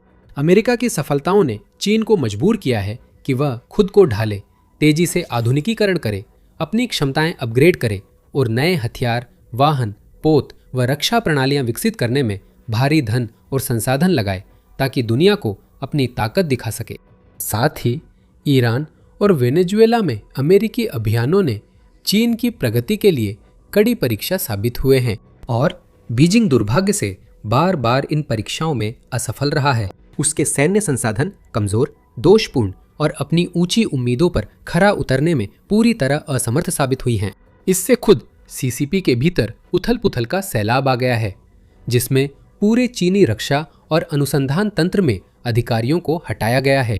यू ने अंतिम परिणाम को विरोधाभास बताया, जिसमें सीसीपी की अमेरिका की बराबरी या आगे बढ़ने की चाहत उसे और महत्वाकांक्षी सैन्य कार्यक्रम अपनाने के लिए प्रेरित करती है। फिर भी जो व्यवस्था इन कार्यक्रमों को संभव बनाती है, वही उन्हें अपनी वास्तविक क्षमता तक पहुंचने से रोकती है। अगर चीन के पास एक अधिक तर्कसंगत व्यावहारिक व्यवस्था होती या उसकी राजनीति और सेना के बीच स्पष्ट अंतर होता, तो शायद इस तरह की चीजें नहीं होती। देश सैन्य महत्वाकांक्षाओं को पाने में समय और प्रयास लगा सकता था और अन्य बड़ी सैन्य शक्तियों की तरह उतार चढ़ाव भी झेल सकता था। असफलता को नजरअंदाज या दंडित करने की चीज नहीं, बल्कि अपनाने योग्य, सीखने की प्रक्रिया का एक महत्वपूर्ण हिस्सा माना जाता। चीन ने ऐसा सिस्टम बनाया है जो नवाचार की क्षमता को खत्म करता है, जिससे प्रगति असमान और नाजुक रहती है। निष्कर्ष में यू ने कहा, जब तक ऐसी स्थिति रहेगी, अमेरिकी सैन्य श्रेष्ठता का हर नया प्रदर्शन चीन को बाहरी और आंतरिक रूप से चुनौती और अस्थिर करेगी, जिससे वह अंतर और गहरा होगा जिसे चीन भरना चाहता है। तो भले ही वॉशिंगटन सीधे तौर पर चीन का मुकाबला युद्ध के मैदान पर नहीं कर रहा है, फिर भी वह बीजिंग पर अपनी बढ़त बनाए हुए है। हर सैन्य अभियान अमेरिका की वर्चस्व दिखाकर उसके सबसे बड़े वैश्विक प्रतिद्वंदी की रणनीतियों को बार बार बाधित और अस्थिर करता है। 2027 नजदीक आ रहा है। कुछ लोग मानते हैं कि शी जिनपिंग की ताइवान पर आक्रमण की योजनाओं के लिए निर्णायक साल अब कुछ ही महीने दूर है। चीन के संसाधन तैयार होंगे और सेना शी जो करना चाहता है उसके लिए पर्याप्त रूप से मजबूत होगी। लेकिन चीन के सामने एक समस्या है।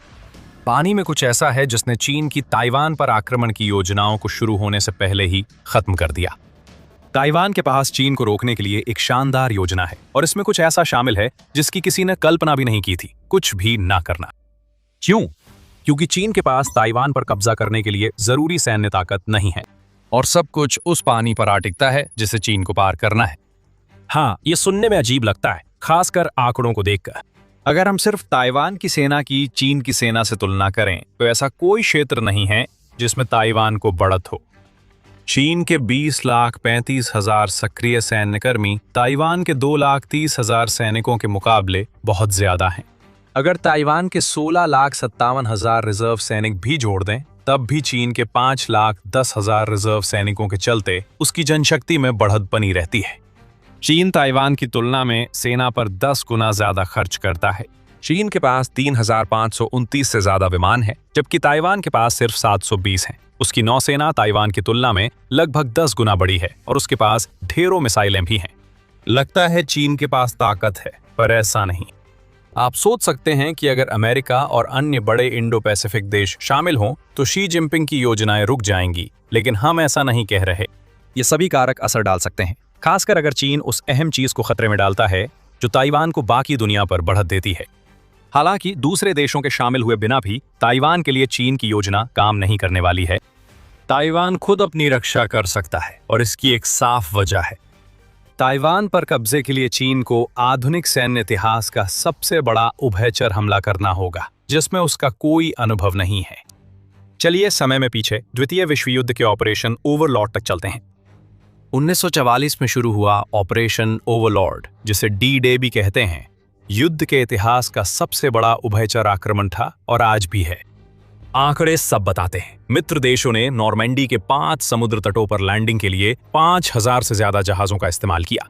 1,50,000 से अधिक सैनिकों ने लैंडिंग की और 14 लाख अमेरिकी सैनिक यूके में तैनात थे, जो लॉजिस्टिक्स और लैंडिंग पूरी होने के बाद फ्रांस में सैनिकों की निरंतर आपूर्ति के लिए तैयार थे। सभी मित्र देशों को मिलाकर यूके ने 12 देशों के 2 मिलियन सैनिकों की मेजबानी की, जो जर्मनी के खिलाफ लड़ने को तैयार थे। लैंडिंग से पहले ही मित्र देशों के पास हवाई वर्चस्व था, जिससे वे अभियान समर्थन में करीब 14,000 उड़ानें भर सकें। और फिर भी ये लैंडिंग बेहद खूनी साबित हुई, जिसमें अंत में मित्र देशों को लगभग 10,500 हताहतों का सामना करना पड़ा। हम आपको ये सब क्यों बता रहे हैं? क्योंकि ऑपरेशन ओवरलॉर्ड मित्र देशों ने मजबूत स्थिति से शुरू किया था। ताइवान पर उभयचर आक्रमण की तैयारी करते समय चीन के पास वो स्थिति नहीं है। संख्या पीपल्स लिबरेशन आर्मी के पक्ष में है, पर चीनी नौसेना में ताइवान में सैनिक भेजने लायक जरूरी ऑपरेशन की क्षमता नहीं है। शुरुआत में 2 मिलियन सैनिकों की सेना वैसी नहीं है जैसी लगती है। हम मान सकते हैं कि चीन अपने 2 मिलियन सैनिक ताइवान पर लगाएगा, लेकिन वास्तव में वो ऐसा नहीं करेगा। चीन को अपनी स्थिति बनाए रखने के लिए भारत के साथ सीमा पर सैनिक तैनात रखने पड़ते हैं। इस समय लगभग 25,000 सैनिक उस क्षेत्र में हैं। पूरे चीन में सैनिक शी व उनके घरेलू हितों की रक्षा के लिए तैनात हैं। असल में जनशक्ति का लाभ शुरुआत से उतना बड़ा नहीं जितना लगता है। लेकिन चीन की सबसे बड़ी समस्या ये नहीं है कि वो कितने सैनिक तैनात कर सकता है। असली चुनौती उन सैनिकों को ताइवान तक पहुंचाना है। यहीं पर पानी की भूमिका आती है। ऑपरेशन ओवरलॉर्ड में कई लाख सैनिक अपेक्षाकृत शांत इंग्लिश चैनल पार करके फ्रांस पहुंचे थे। ये चैनल इंग्लैंड और फ्रांस को 35 किलोमीटर की सबसे सक्रिय जगह पर अलग करता है, जिससे ऑपरेशन ओवरलॉर्ड को मौसम की ज्यादा चिंता नहीं करनी पड़ी। लेकिन चीन, उसे दुश्मन की जमीन पर सैनिक भेजने के लिए ताइवान स्ट्रेट पार करना होगा, और ये कई कारणों से एक मुश्किल काम है। सबसे पहले दूरी की समस्या है। चीनी सैनिकों को ताइवान पहुंचने के लिए जहाज से लगभग 5 गुना ज्यादा दूरी तय करनी होगी, जितनी दूरी मित्र देशों की सेनाओं ने नॉर्मंडी के समुद्र तटों पर हमला करने के लिए तय की थी। वो दूरी ताइवान को चीनी विमानों पर सतह से हवा में मार करने वाली मिसाइलें दागने, जहाजों को नुकसान पहुंचाने के लिए पनडुब्बियां तैनात करने और चीन की ओर से भेजी किसी भी चीज पर एंटी शिप मिसाइलें और ड्रोन भेजने का समय देती है। और इसमें ताइवान की वायु शक्ति का तो जिक्र ही नहीं किया गया है। ध्यान दें, ऑपरेशन ओवरलॉर्ड से पहले मित्र देशों की पूर्ण हवाई वर्चस्व थी। चीन के पास ताइवान पर ऐसा हवाई वर्चस्व नहीं है, इसलिए वो आसमान से ताइवान के समुद्र तटों और तटीय रक्षा व्यवस्थाओं को बिना रोक टोक तबाह नहीं कर सकता। लेकिन ये तभी मुमकिन है जब ताइवान कुछ करे। हमने आपसे कहा था कि ताइवान को कुछ भी करने की जरूरत नहीं पड़ेगी। इसकी वजह यह है कि ताइवान जलडमरूमध्य बेहद बेरहम है। इंग्लिश चैनल शांत है, लेकिन घातक ताइवान जलडमरूमध्य में मौसम के कारण अच्छे हालात में भी रास्ता निकालना बेहद मुश्किल है। जून, अगस्त और नवंबर, फरवरी के बीच ताइवान जलडमरूमध्य में बार बार मानसून और यहां तक कि चक्रवाती तूफान आते हैं, जिससे उभयचर अभियान लगभग असंभव हो जाते हैं। सबसे अच्छे हालात में भी चीन को इन महीनों के दौरान हमला करने पर दर्जनों जहाजों और हजारों सैनिकों की कुर्बानी देने के लिए तैयार रहना होगा। तो चीन के पास हमला करने के लिए समय सीमित है, और इसका मतलब है कि ताइवान उन महीनों के लिए तैयारी कर सकता है जब ताइवान जलडमरूमध्य शांत रहता है। अगर चीन गर्मियों में भी हमला करता है तो देरी से ताइवान को चीनी जहाजों पर तट के पास पहुंचने से पहले हमला करने के और मौके मिलेंगे। मान लें चीन इन तूफानों का सामना कर लेता है, फिर क्या होगा? ऑपरेशन ओवरलॉर्ड में मित्र देशों के पास नॉर्मंडी के समुद्र तट चुनने का विकल्प था। हाँ, उन समुद्र तटों को मजबूत किया गया था, लेकिन जिन सभी कारकों का हमने जिक्र किया, खासकर हवाई वर्चस्व, उनके कारण मित्र देशों की स्थिति उन समुद्र तटों पर हमला करने के लिए बहुत अच्छी थी। ताइवान की कहानी अलग है। ताइवान की पहाड़ी भौगोलिक बनावट चीन की उभयचर उतराई को बहुत कठिन बना देती है।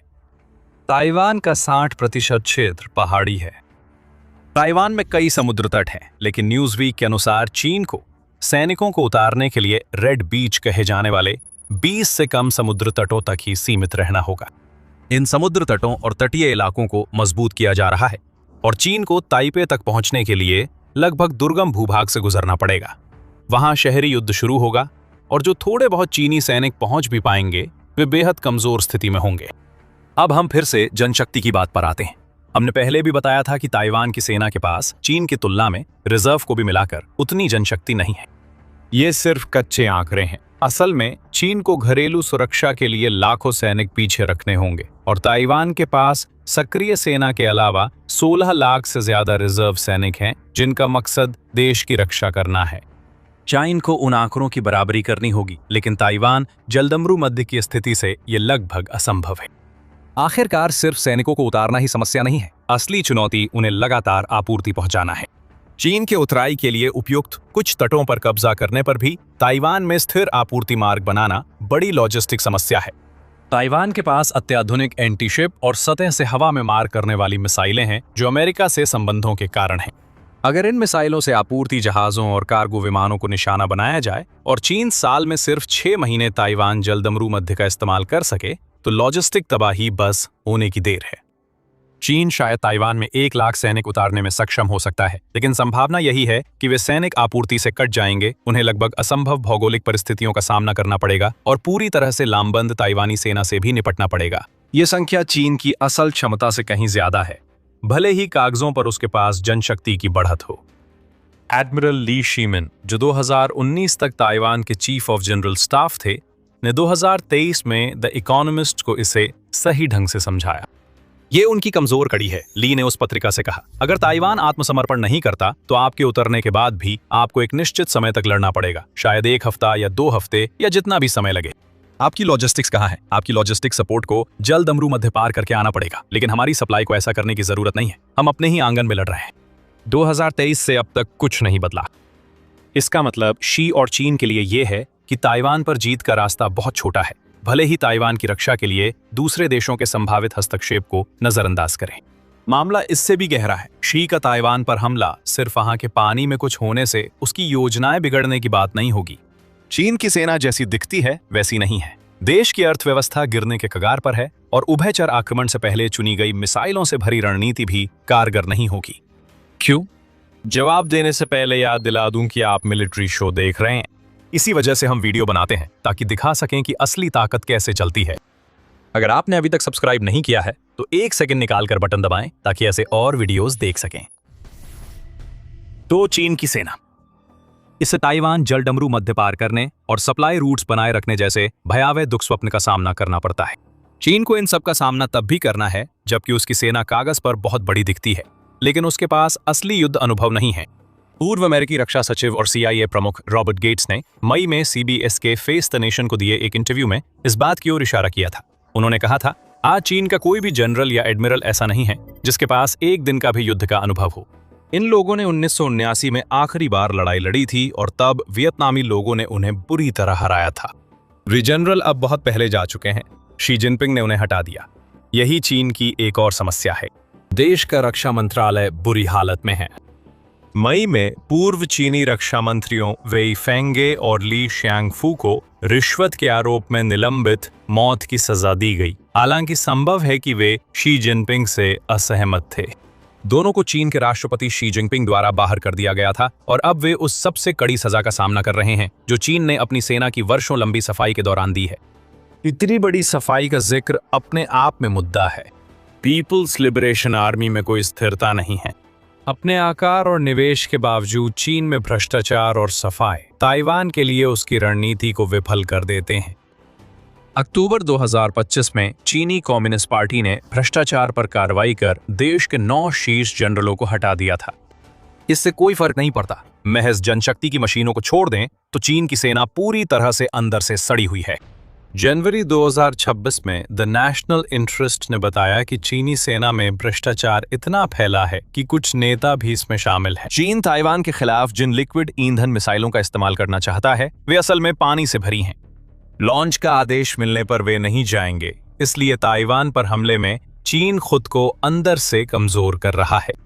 फिर से ताइवान को कुछ भी करने की जरूरत नहीं है। ये पूरी तरह से चीन की अपनी बनाई हुई समस्या है और इससे जो अस्थिरता पैदा हुई है वो पहले से ही खतरों से भरे समुद्र के रास्ते होने वाले आक्रमण के लिए और भी ज्यादा समस्याएं पैदा करेगी।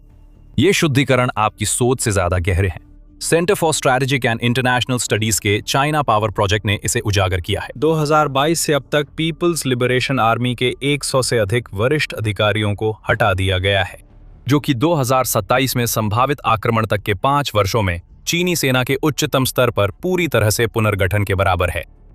अक्सर सफाइयों के लिए भ्रष्टाचार को दोषी ठहराया जाता है, लेकिन पानी, मिसाइलों और घूसों के अलावा भी इसकी दूसरी परत होती है। पीपल्स लिबरेशन आर्मी में 2 कमान होती हैं, एक सैन्य, एक राजनीतिक। राजनीतिक पक्ष में विश्वसनीयता, जिसका मतलब है शी जो भी कहें उस पर सहमति जताने की इच्छा, को समझदारी और मजबूत निर्णय क्षमता से ज्यादा महत्व दिया जाता है। चीनी सेना को आंतरिक संघर्ष का सामना करना पड़ता है, जो शी की नियंत्रण की कोशिश का नतीजा है। सैनिकों पर खुद फैसले लेने का भरोसा नहीं किया जाता, इसलिए ताइवान पर हमले में अनुभवहीन रोबोट जैसे सैनिकों को दिक्कत होगी, जिन्हें पता नहीं होगा क्या करना है। ये होने वाली आपदा है। लेकिन अगर चीन मानव शक्ति वाले हिस्से को हटा दे और मिसाइल आधारित रणनीति अपनाए तो क्या होगा? दूर से ताइवान पर बमबारी करना भ्रष्टाचार और जलडमरू मध्य की समस्याएं हल कर सकता है। चीन के पास ऐसी रणनीति के लिए काफी मिसाइलें हैं। यूएस आर्मी यूनिवर्सिटी प्रेस के अनुसार चीन की सेना के पास 2200 से ज्यादा पारंपरिक हथियारों वाली बैलिस्टिक और क्रूज मिसाइलें हैं। साथ ही पूरी अमेरिकी नौसेना पर हमला करने के लिए काफी एंटी शिप मिसाइलें भी हैं। यहां तक कि अगर हम पहले जिन पानी में डूबी मिसाइलों का जिक्र कर चुके हैं उन्हें हटा भी दें, तब भी ताइवान के खिलाफ हमला करने के लिए चीन के पास भरपूर ताकत है। हालांकि चीन वास्तव में उन मिसाइलों का इस्तेमाल ताइवान के केंद्र को निशाना बनाने के लिए नहीं कर सकता। क्यों? सेमीकंडक्टर्स।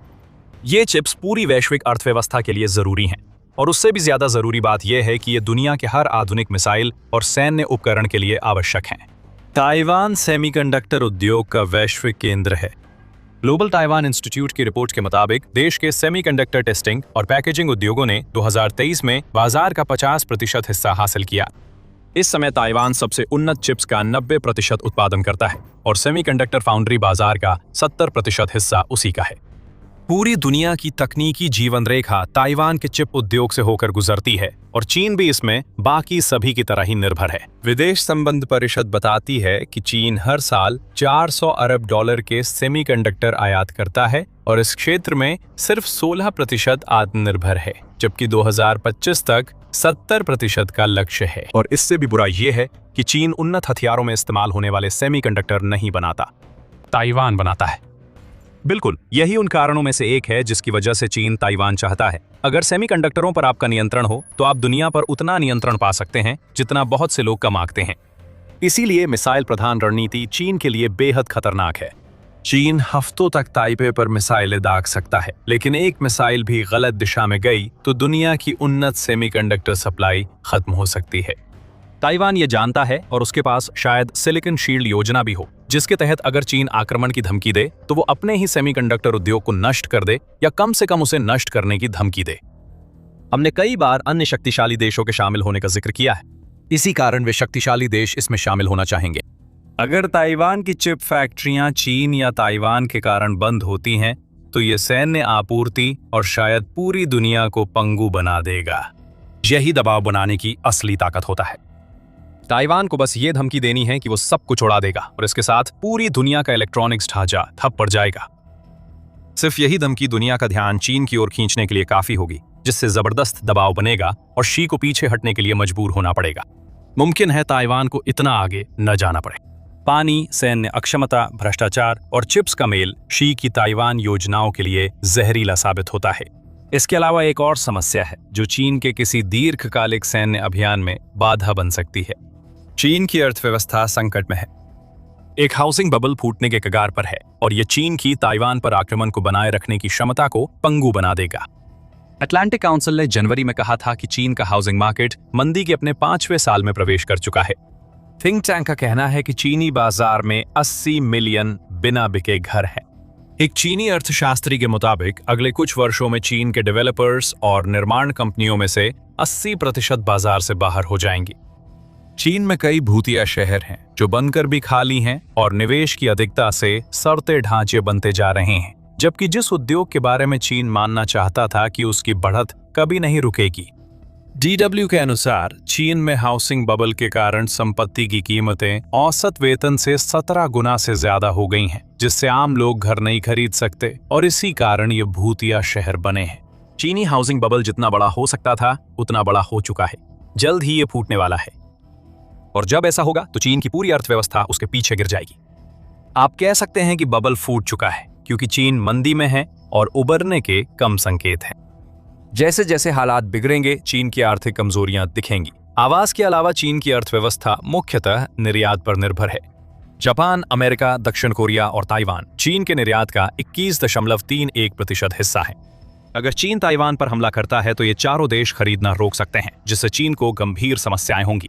यूरोपीय संघ एक समूह के रूप में चीन का एक और बड़ा ग्राहक है। ये भी खरीदना बंद कर सकता है, जिससे चीन पर और ज्यादा दबाव पड़ेगा। इंडो पैसिफिक में फिलीपींस और वियतनाम जैसे देश खरीदना बंद कर सकते हैं क्योंकि वे दक्षिण चीन सागर में खनिज अधिकारों और द्वीपों को लेकर पहले से विवाद में हैं, यानी चीन की आर्थिक कमजोरी का फायदा उठेगा। चाइना इन मामलों में ज्यादा कुछ नहीं कर सकता क्योंकि उसकी अर्थव्यवस्था उत्पादों पर टिकी है और उसके पास रूस की तरह तेल, गैस जैसे प्राकृतिक संसाधन भी नहीं है। रूस ने यूक्रेन में युद्ध जारी रखने के लिए छाया अर्थव्यवस्था बनाई है। पैसा आना बस बंद हो जाएगा और जैसे ही ताइवान पर हमला शुरू होता है और ज्यादा पैसा सैन्य खर्च में लगाया जाता है, ये समस्या और भी गंभीर हो जाती है। आवास संकट बढ़ता जाता है और चीन खुद को उसी आर्थिक बर्बादी की राह पर ले जाता है जैसा कि हम अभी रूस में देख रहे हैं। हम यहाँ एक जाहिर सी बात कहने जा रहे हैं, ताइवान पर हमला जारी रखने के लिए चीन को पैसे की जरूरत होगी। अगर उसकी अर्थव्यवस्था गिरती है और दूसरी ताकतें चीन पर व्यापारिक दबाव डालती हैं, तो ये उस जोखिम भरे हमले का अंत होगा और फिर से ताइवान को बस इतना करना होगा कि वो चीन के साथ खरीद बिक्री बंद कर दे और फिर अपने चिप उद्योग और उसकी अहमियत का सहारा लेकर अपने सहयोगियों को और दबाव डालने के लिए राजी करे। तो ताइवान की योजना चीन के हमले की स्थिति में सीधी है, उन्हें आने दो। ताइवान का भूगोल, सैन्य तकनीक और भू राजनीतिक महत्व उसे ये तूफान झेलने में सक्षम बनाता है। चीन ऐसा नहीं कर सकता। न ताइवान जलदमरू मध्य में, न आर्थिक, सैन्य या उस भू राजनीतिक संकट में जिसमें चीन फंस सकता है अगर शी अपनी योजना आगे बढ़ाते हैं। आक्रमण शुरू होने से पहले ही खत्म हो जाता है। ताइवान के पास सारी ताकत है। सोचिए, अगर यूक्रेन इसमें शामिल हो जाए तो क्या होगा। दुनिया के ड्रोन विशेषज्ञ के रूप में खुद को स्थापित करने के बाद ये कल्पना करना मुश्किल नहीं है कि यूक्रेन ताइवान को समुद्री ड्रोन देगा, जिससे ताइवान जलडमरू मध्य और भी खतरनाक हो जाएगा। यूरो मैदान प्रेस की रिपोर्ट है कि यूक्रेन पहले ही ताइवान के साथ ड्रोन को लेकर बातचीत कर रहा है और ये ड्रोन चाहे समुद्री हो या हवाई, ताइवान जलडमरू मध्य में चीन के लिए और भी ज्यादा समस्याएं पैदा करने के लिए काफी खतरनाक हैं। जानना है क्यों? हमारा वीडियो देखें, जिसमें यूक्रेन द्वारा रूसी नौसेना पर दुनिया में पहली बार किए गए हमले को दिखाया गया है। अगर आपको ये वीडियो पसंद आया हो तो और ऐसे वीडियोस देखने के लिए हमारे मिलिट्री शो को सब्सक्राइब करना ना भूलें और हमेशा की तरह देखने के लिए धन्यवाद।